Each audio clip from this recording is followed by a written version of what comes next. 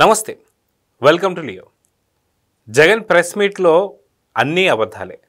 అయితే ఏదో ఓ మీడియా ఛానల్కి కౌంటర్ ఇవ్వాలని లేదా బాబు గారికి కౌంటర్ ఇవ్వాలని చెప్పి ప్రయత్నాలు మాత్రం పూర్తిగా విఫలం చెందాయని చెప్పేసి చెప్పుకోవాలి. అయితే జగన్ది ఇది లాస్ట్ ప్రెస్ మీట్ కాబోతుంది అని చెప్పి వైసీపీ వర్గాల్లో కూడా చర్చించుకుంటున్నారట. మొత్తానికి నిజంగా జగన్ ఫ్రస్ట్రేషన్లో పెట్టినటువంటి ఈ ప్రెస్ మీటింగ్లో ఏ అబద్ధాలు మాట్లాడాడు అనేది మనతో పాటు ఉన్నారు పొలిటికల్ అనలిస్ట్ శ్రీలీల గారు. నమస్తే అండి. నమస్తే. మనం చూసుకుంటే జగన్ నిన్న ఒక ప్రెస్ మీట్ పెట్టడం, ఇవాళ ఒక ప్రెస్ మీట్ పెట్టడం మనం చూస్తుంటే చాలా వింతగా విచిత్రంగా ఉంది. సాధారణంగా జగన్ ఒకసారి ప్రెస్ మీట్ పెట్టాడంటే మళ్ళీ నెలదాకా కనిపించడు, లేదా శవాలు దొరికితే కానీ రాడని చెప్పి అదొక చూస్తూ ఉన్నాం. అయితే ఈరోజు మళ్ళీ ప్రెస్ మీట్ పెట్టి అన్ని బురద జల్లే వ్యవహారాలు కావచ్చు, అదే కాకుండా కంప్లీట్గా తాను ఇరికించుకునే విధంగా లిక్కర్ స్కామ్లు ఎవరికీ సంబంధం లేదు అంటూనే పూర్తి కర్త క్రియ కర్మ నేనే అని చెప్పేసుకున్నట్టుగా చూస్తున్నాం. అయితే ఈరోజు మాట్లాడిన ప్రెస్ మీట్లో ఏవి ఉన్నాయి, ఏంటి, దేని గురించి మాట్లాడంటే ఏం చెప్తారు? ఇక్కడ నిజంగా జగన్మోహన్ రెడ్డి గారు గతంలో ఒక మాట చెప్పాడు, నాకు పూలదండలు వేయాల్సింది పోయి, నాకు సన్మానాలు చేయాల్సింది పోయి, లేకపోతే నాకు శాలువాలు కప్పాల్సింది పోయి అని నిజంగా ఇప్పుడు కూడా అదే చెప్తున్నాడు ఆయన. అంటే నేను ఒక సత్య హరిశ్చంద్రుణ్ణి, నేను ఒక శ్రీరామచంద్రుణ్ణి, అసలు నేను ఆడిన మాట తప్పను, మడని తిప్పం మాట తప్పం అని గతంలో చెప్పారు కదా. అన్నిటికీ సిద్ధం అన్నట్లుగా ఈయన మతిమరుపుతోటి, ఈయన పిచ్చి ఏదైతే ఉందో, ఆయనకి లండన్ పిచ్చోడు అని ఒక పేరుంది. అదేవిధంగా చూసుకుంటే ఎందుకు అక్కడి నుంచి బెంగళూరు నుంచి వచ్చి తాడేపల్లి ప్యాలెస్కి నెలకు ఒక్కసారి అసలు రాష్ట్రంలో ఏం జరుగుతుంది, అసలు ఏమేమి మనం చూసాం, ఇప్పుడు ఏదైతే సంక్షేమ పథకాలు ఈ రోజున జరుగుతున్నాయి, మరి ప్రజలు ఏ విధంగా లబ్ధి పొందుతున్నారు, ఇవన్నీ కాకుండా తనకు కావాల్సింది ఏంటంటే ఎంతసేపటికి ఇక్కడ ఒకటే చెప్తున్నాడు, కూటమి ప్రభుత్వం ఏమి అరాచకాలు చేసింది, ఏమి అన్యాయాలు చేసింది అంటే అన్నీ కూడా జగన్మోహన్ రెడ్డి చేసినయే. మరి ఆయన చేసినవి ఆయనే చెప్పుకుంటూ ఈ మాట్లాడటాన్ని ఏ విధంగా చూడాలంటే నిజంగా నీకు పూర్తిగా మెంటల్ ఎక్కేసింది.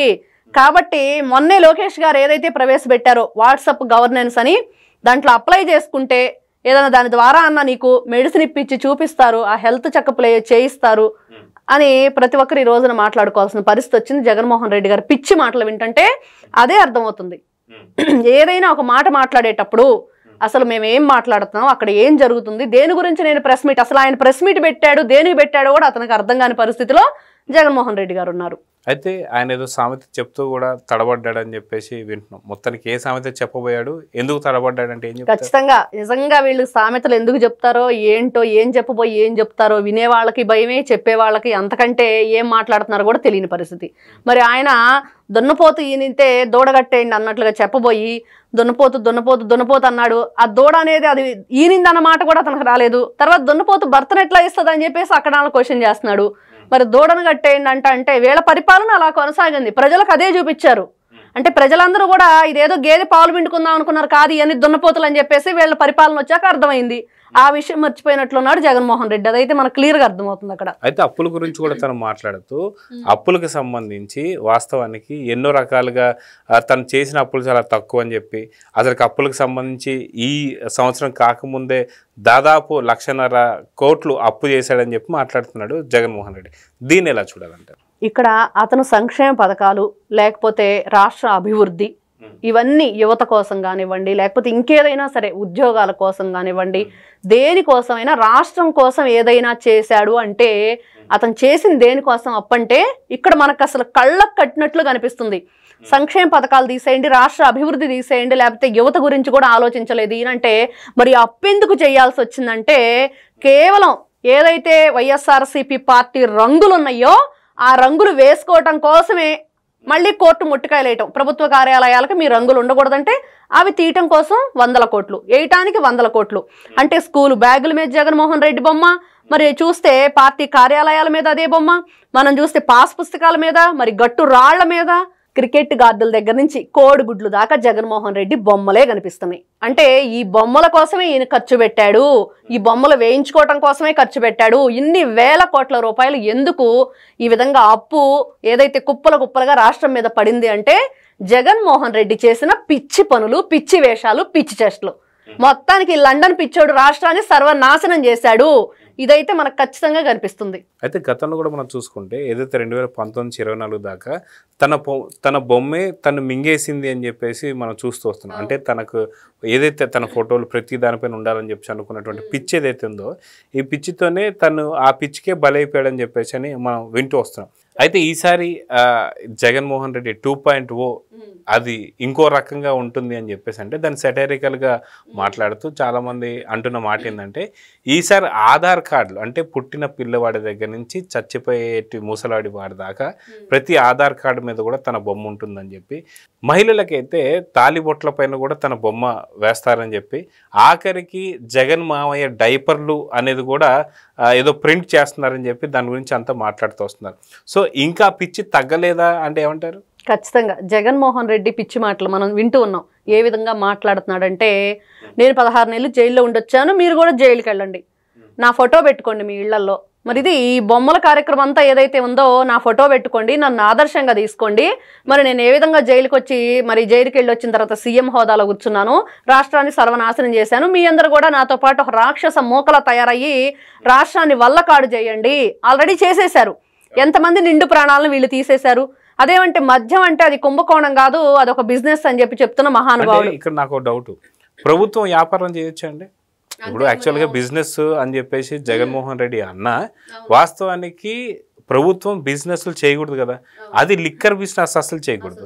సో దీన్ని ఎలా సమర్థించుకుంటారు? ఖచ్చితంగా వీళ్ళ మీద కేసులు అయితే ఫైల్ అవుతాయి. వీళ్ళు ఎన్ని రకాలుగా తప్పించుకోవాలని చూసినా కూడా వాటిల్లో కూడా కొత్త కోణాలు బయటకు వస్తున్నాయి. ఈ రోజు మీరు అన్నట్లుగా బిజినెస్ అంటే జగన్మోహన్ రెడ్డి గారు, మరి ఆ బిజినెస్ కూడా చేయకూడదు కదా అనేది. మరి ఇట్లాంటివన్నీ కూడా ఒక్కొక్కటిగా చూసుకుంటూ ఉంటే ఇతను చేసిన ఏదైతే స్కీముల పేరుతో స్కాములు ప్రతి ఒక్కటి మనం చూసాం. ఆడుదాం ఆంధ్ర దగ్గర నుంచి రాష్ట్ర ప్రజలతో ఆడుకున్నారు. ఈ రోజున కేవలం జగన్మోహన్ రెడ్డి గారు ప్రెస్ మీట్ అంతా కూడా ఏం చెప్పారంటే, గతంలో ఈ వారం రోజుల్లో పేపర్లో రాసిన న్యూస్లు కానివ్వండి, అంటే తన పేపరు నా బొమ్మ వేశారు. ఇప్పుడు మనం చూసాం సెకీకి సంబంధించి, అది కూడా పక్కన నా బొమ్మ వేశారు, అసలు ఎందుకు నా బొమ్మ వేయాలి అన్నట్టు మాట్లాడటం, మరి దానికి నాకేం సంబంధం అన్నట్టు మాట్లాడటం మనం చూస్తే గతంలో ఏదైతే ఇప్పుడు ఇతను తెచ్చిన ఇప్పుడు సెకీ ఒప్పందానికి వస్తాయండి. సెకీ నుండి విద్యుత్ కొనుగోలు చేయాలని సెకీ జూన్ 2020 రాష్ట్రాలతో ప్రతిపాదన చేసింది. అయితే 18 నెలలు దాటిన ఏ ఒక్క రాష్ట్రం కూడా విద్యుత్ కొనుగోలు చేసేందుకు ముందుకు రాలేదు. అంత ఎక్కువ ధరకు విద్యుత్ కొనలేం అంటే మాకు మీ కరెంటు వద్దు అని తేల్చి చెప్పేశాయి. కానీ జగన్ రెడ్డి ప్రభుత్వం మాత్రమే ముందుకు వచ్చి ఆగస్టు 2021లో అర్ధరాత్రి హడావిడిగా విద్యుత్ ఫైల్ను పరిగెత్తించాయి. మరి ఎవరైతే బాలినేని శ్రీనివాస్ గారు ఉన్నారో, అర్ధరాత్రి మరి నన్ను ఇలా ఫోర్స్ చేశారు, నేను సంతకం పెట్టలేదు, మరి దానికి నాకు సంబంధం లేదు, వాళ్లే నా సంతకం ఫోర్జరీ చేసుకున్నారని చెప్పేసి ఆ విషయం ఆయన ఎప్పుడంటే అంటే దొంగలు దొంగతనం చేశారని చెప్పి తెలిసిన తర్వాత అవును నన్ను ఇట్లా అడిగారని చెప్పటం, అది కూడా ఆయన చెప్పింది కరెక్ట్ కాదు ఈ విషయంలో. అంటే అప్పుడే చెప్పాలి ఆయన నన్ను ఈ విధంగా ఒత్తిడికి గురి చేశారు, మరి రాష్ట్రానికి నష్టం జరగబోతుంది అని అప్పట్లోనే చెప్పాలి, ఆయన చెప్పలేదు. అప్పటి సీఎం ఏకంగా ఎవరైతే జగన్మోహన్ రెడ్డి గారు ఉన్నారో 1750 కోట్ల రూపాయల లంచాలు డైరెక్ట్ గా తీసుకున్నారు. మరి ఇదెవరు ఇప్పుడు జగన్మోహన్ రెడ్డి గారు ఇవన్నీ వినాలి ఒకసారి. అతను ప్రెస్ మీట్ పెడితే పెట్టాడేమో కానీ ఒకసారి దానికి ఆన్సర్ ఏదైతే ఉందో అది విని తీరాలి. FBI తెచ్చింది మరి అట్లాంటి 1750 రూపాయలు డైరెక్ట్ గా ఇతనే తీసుకున్నారని FBI ఏదైతే ఉందో అది తేల్చి చెప్పేసింది. అబద్ధాన్ని నమ్ముకున్న వైసీపీ నేతలు గాడిదని గుర్రాన్ని చేస్తారు, గుర్రాన్ని గాడిదని చేసి ప్రజలను ఏమారుస్తుంటారు. అంటే వీళ్ళు ఏ విధంగా ఎంతసేపటికి ఇందాక జగన్మోహన్ రెడ్డి గారు ప్రెస్ మీట్ లో అది గాడిద గేదె అనేది కూడా తెలియకుండా మాకు ఓట్లేశారు, అది గేదె లేకపోతే అది దున్నపోత అనేది తెలియకుండా ఓట్లేశారు, మేము దున్నపోతున్నాం, మరి దున్నపోతు ఈనింది దూడను కట్టేయండి అన్నట్లుగా మీరు కూడా మమ్మల్ని ఓటేసి మన రాజ్యాధికారం ఇస్తే మీరందరూ మోసపోయారని ఆయన స్వయంగా చెప్పుకున్నట్లు అయిపోయింది. అక్కడ నాడు ఏదైతే తప్పుడు రాతలతో తప్పుడు కథనాలతో నీలి మీడియాలను అడ్డం పెట్టుకుని ప్రజలను మోసం చేస్తుంటారు అంటే మనం గతంలో చూసామండి. వీళ్ళు ఏదైతే అంటే ₹2.49 వీళ్ళు విద్యుత్ కొనుగోలు చేసి ఏ విధంగా సెకీతో ఒప్పందం అంటే ఏ రాష్ట్రం కూడా ఆ రోజున అంత ధరకి మేము కొనుగోళ్లు చెయ్యము అన్నప్పుడు మరి జగన్మోహన్ రెడ్డి గారు ఏ విధంగా అక్కడ ప్రజలందరికీ అన్యాయం చేశాడు. అంటే ఎన్ని వేల కోట్ల 1750 కోట్ల రూపాయలు ముడుపులు తీసుకున్నాడు డైరెక్ట్ గా ఈయనే. మరి ఏ విధంగా చెప్తాడు జగన్మోహన్ రెడ్డి, అసలు మేము ఏం ఎరగము, పాపం పసివాడు అంటే అమూల్ బేబీ వైఎస్ అవినాష్ రెడ్డే కాదు జగన్మోహన్ రెడ్డి కూడా అమూల్ బేబీ అని చెప్తున్నాడు ఇక్కడ. మరి ఆ విధంగానే ఉంది వీళ్ళ మాట్లాడే తీరు, వీళ్ళ ఆలోచన విధానం. ఎంతసేపటికి ప్రజల్ని ఏ విధంగానైనా సరే ప్రలోభాలకు గురిపెట్టి అంటే ఏ విధంగా అయినా అబద్ధం అబద్ధం అబద్ధం అని చెప్పేసి ఎంతసేపటికి వాళ్ళు చేసే మామే చెప్పే ఎన్ని అబద్ధాలని వీళ్ళు చేసిన అబద్ధాలు ఏదైతే ఉందో 2019 నుంచి 24 వరకు అబద్ధ పరిపాలన జరిగింది, అభద్రతమైన పరిపాలన జరిగింది. ప్రజలకి వాళ్ళంతా అభద్రతలోనే ఉన్నారు. ఆ రోజున ఎవరికి భద్రత లేనిది 2019 నుంచి 24 వరకు. అట్లాంటి ముఖ్యమంత్రి ఈ రోజు సిగ్గు లేకుండా ఏమాత్రం మాకు ఎట్లాంటి విచక్షణ లేదు, మేము ఏం చేసినా కూడా ఈ విధంగానే అబద్ధాలు చెప్పుకుంటూ బ్రతుకుతాము అంటే వీళ్ళు చేసిన ఏ అన్యాయాలు, దోపిడీలు, నేరాలు, ఘోరాలు అన్నీ కూడా ఈ రోజున ఒక్కటి కూడా జగన్మోహన్ రెడ్డి గారు ఒప్పుకునే ధైర్యం ఉందా? మరి సాక్షాత్తు ఏది అవసరం లేదు. వాళ్ళ బాబాయ్ కేసు గురించి 5 సంవత్సరాలు ఈయనే ముఖ్యమంత్రిగా ఉన్నాడు కదా.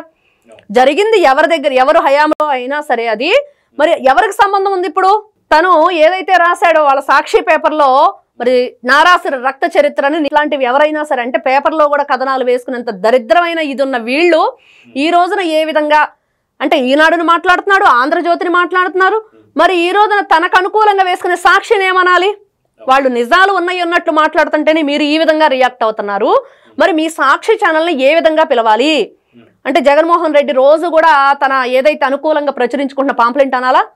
మరి దానికోసం ఏదైతే ఆయన ప్రభుత్వం అధికారంలో ఉన్నప్పుడు మరి ప్రతి ప్రభుత్వ ఏదైతే అడ్వర్టైజ్మెంట్ ఉందో అన్నీ కూడా దానికే వేసుకోవటం, దానికోసం వేల కోట్ల రూపాయలు తీసుకోవటం, మరి అక్కడ అన్ని ప్రభుత్వ కార్యాలయాల్లో వీళ్ళ పేపర్ కోసం ఎన్ని డబ్బులు వెచ్చించారు? దాదాపు 4 లక్షల సర్క్యులేషన్ పెంచుకోవడం, మళ్ళీ 2024లో ప్రభుత్వం వాళ్ళది పడిపోగానే కూటమి ప్రభుత్వం రాగానే దాదాపు 4 లక్షల సర్క్యులేషన్ కంప్లీట్ గా పడిపోయినటువంటి సిచ్యువేషన్ చూస్తున్నాం. అంటే పెంచుకోవడం, వీళ్ళే పెంచుకోవడం, గవర్నమెంట్ ఆఫీసుల్లో అడగకుండా వేయడం, మళ్ళీ వీటి డబ్బులు ఏదైతే వాలంటీర్ల దగ్గర నుంచి వసూలు చేయడం, ఇవన్నీ మనం చూస్తూ వస్తున్నాం. ప్రతి ఒక్కటి వాళ్ళు సాక్షి పేపర్ మీదే ఎన్ని కోట్లు సంపాదించారు? 100 కోట్ల రూపాయలు, 1-2 కాదు, 5 సంవత్సరాల్లో ఏ విధంగా ఆ పేపర్ వల్ల లబ్ధి పొందారు? అంటే పేపర్లో మీరు అన్నీ కూడా న్యూస్ అనేది 4 దిక్కుల నుంచి సేకరించి వేశారా? లేదు మీదొక్కటే న్యూస్ అని చెప్పేసి మీకు అనుకూలంగా దాంట్లో ప్రచురించుకుని ఈ పేపరే చదవాలి అంటే ప్రతి గ్రామంలో, ప్రతి గ్రామ పంచాయతీలోకి ఆ పేపర్ వెళ్తుందంటే ఆ ఊర్లో వాళ్ళు దాంట్లో ఉన్నవన్నీ కూడా నిజమని 5 సంవత్సరాలు నమ్మినవైను.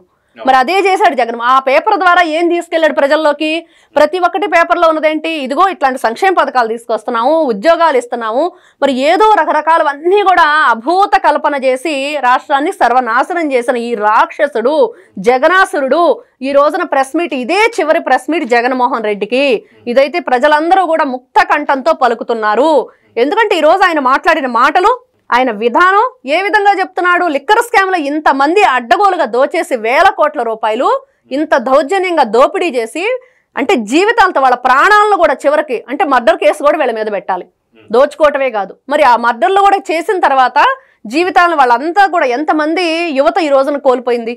మరి వాళ్ళందరూ చనిపోయిన తర్వాత కూడా ఇంకా కూడా జగన్మోహన్ రెడ్డి గారు పదే పదే ఎవరికి కూడా అన్న ధనుంజయ రెడ్డి అన్న, మరి ఎవరైతే కృష్ణమోహన్ అన్న, మా అన్నలకు అసలు సంబంధమే లేదని చెప్పేసి నిస్సిగ్గుగా మాట్లాడుతున్నాడు. ఈ విధంగా మాట్లాడే వాళ్ళని ఏం చెయ్యాలి? ఏ విధంగా? అసలు మళ్ళీ మిథున్ రెడ్డి మరి ఆయన ఎంపీగా ఉన్నాడు, ఆయనకి సంబంధం లేదని మరి వాళ్ళేమో అన్ని విషయాలు చెప్పేశారు. అన్నీ కూడా ఈ రోజున ప్రధానమంత్రి గారి దగ్గరకు వెళ్ళినాయి అనేది మరి అందరికీ తెలుస్తున్న విషయం. ఇంతమంది ఎన్ని విధాలుగా మరి 2000 దశల వారీగా మద్యపాన నిషేధం అంటూ 2019లో అధికారంలోకి వచ్చిన జగన్మోహన్ రెడ్డి దశల వారీగా అవినీతి చేశాడు.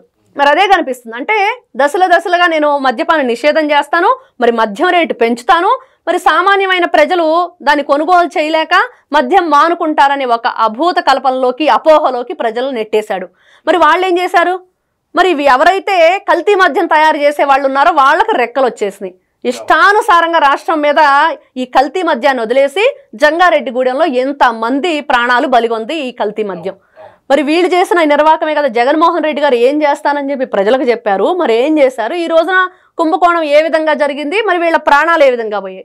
అంటే మంచి బ్రాండ్లు ఉన్నవి కూడా ఆ సీసాల్లో మా మద్యం పోసి అమ్ముతాము, మీరు మాత్రం మీ మద్యాన్ని ఎక్కడా కూడా తయారు చేయటానికే వీల్లేదని గన్ను గురిపెట్టిన దుర్మార్గుడు జగన్మోహన్ రెడ్డి.